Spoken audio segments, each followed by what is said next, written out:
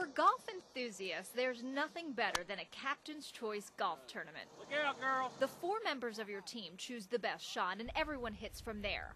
All pressure is off, and it's all fun. Right there. Very nice. We're broken up into teams, and we were off. On my team, we have Hunter and Alan, who turn out to be 2 very good players. No, I heard you were good. You're supposed to carry our team.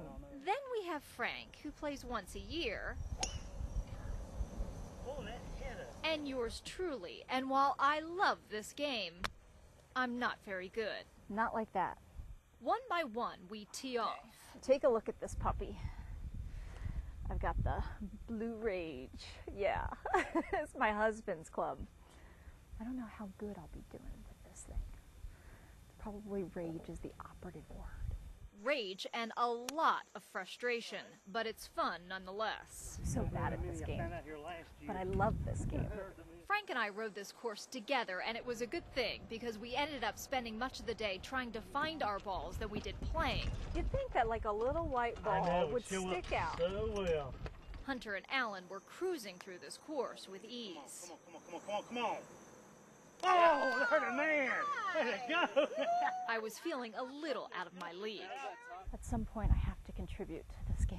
But despite some of the really bad shots, There you go.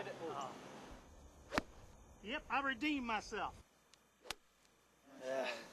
we all ended up with contributions to the day All right. that would keep us coming back for more. Nice. Come on, roll. Go in the hole. Oh, come on. Not enough. Oh, that's the putt. Whoa, right there. wait a minute here, Frank. Come on. Now you can take a picture of me, by Yeah, golly. there you go. Absolutely. Good. Look at here. It's mine. In the hole. Look. I'm not that stoned. I'm just kidding. Sipping wine by the fire. Thousands come here to Chateau Morissette Winery to taste the many different wines.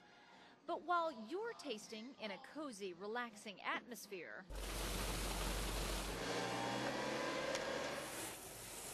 this is what's going on behind the scenes, a mad rush to create that wine. Before my work begins, a toast to the end of harvest. We got the last of our Niagara in today. Woohoo!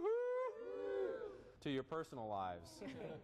Wish I could just be sitting here sipping champagne all afternoon, but I gotta get to work. In fact, once the grapes are picked, there's very little standing around. We must work quickly to get the grapes crushed and in the vats to start the fermentation process. This machine crushes the grapes, but I get a chance to get a closer look and experience crushing the old-fashioned way. There's Oh. yeah. Oh. Now what you can do is you can actually go all the way down in there and disappear and never reappear. be seen again. Look at this.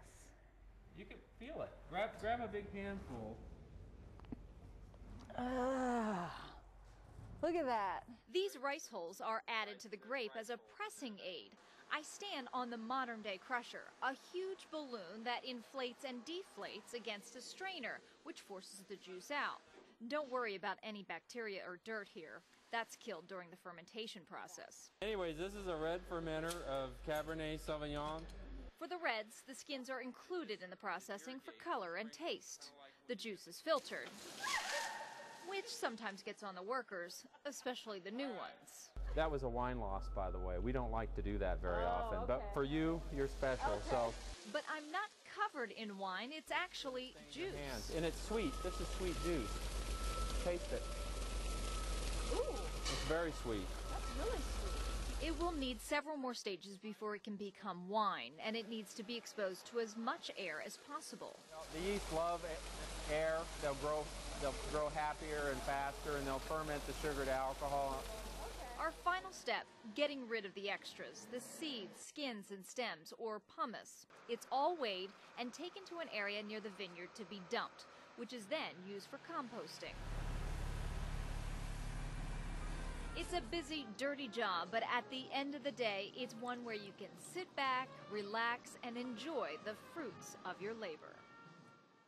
Use forced and compressed air. Ricky Williams shows me how we're going to clean it up. First, he tells me we have to hook up these hoses which attach to the ductwork and suck everything into this truck.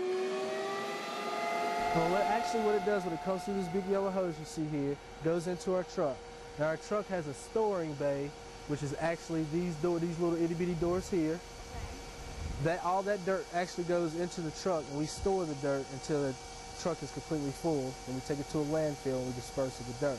Our only defense against the dust, these tiny gadgets, a whip and a push ball. The whip goes inside the vent first. It's used to break up the dust. We watch as the camera catches everything. Oh, look at that. This doesn't seem difficult, but as I find out, duct systems have many twists and turns, and knowing where to go is important. It's stuck. The cord the whip is attached to gets tangled, I broke it. and Ricky here has to bail me out. You just got hung on a damper. That's okay. Okay. Everything's good. Each vent is cleaned out, and the air pushed out into the truck, cleaning the air. One reason why is if you have allergies, if you have pets, and if you're kind of a clean freak, you don't want any other contaminants blowing back into your house, like surface dust, carpet dust, dust mites, anything like that. Since the homeowners frequently make fires in their fireplace, they want the chimney cleaned. Another messy job that requires two people. One holds the hose in place. I decline to do this part. The whip is then brought inside the chimney from up top. Sorry, I also decline to do this one. No roofs for me. So I hold the hose while the soot is cleared. Yeah, I can feel the stuff going through. A dusty, sooty mess is now tackled, so the homeowner can enjoy a fresh, clean house. What am I supposed to do? Darren tells me my job is to hold onto this hose, and he'll turn the machine on, which sucks all of this into the tank. Fantastic. I think. Oh, God. What do I do? Am I doing this right? Yeah. It's gurgling. I do what I can to help, but I need a break. Oh, that's so bad. This job requires you to stand so close to the tank, and the smell is, well, what you'd expect. It smells so bad. Like you can't, I don't know how he gets up that close to it. Like he's bending over in it. That smell is just wafting into his face. Oh, God. When you eat at a fast food restaurant, what makes it taste so good is the grease.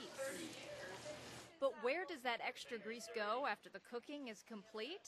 The grease trap captures the grease coming out of the building before it hits the city sewer. That's right. This is the grease restaurants don't use. It sits waiting to be pumped out.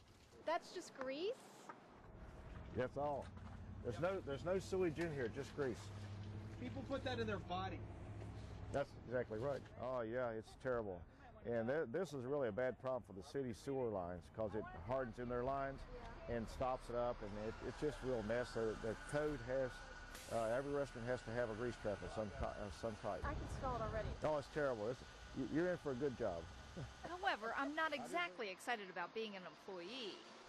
I don't want to. Like the septic tank job, all I have to do is hold this hose and it gets sucked up into a tank.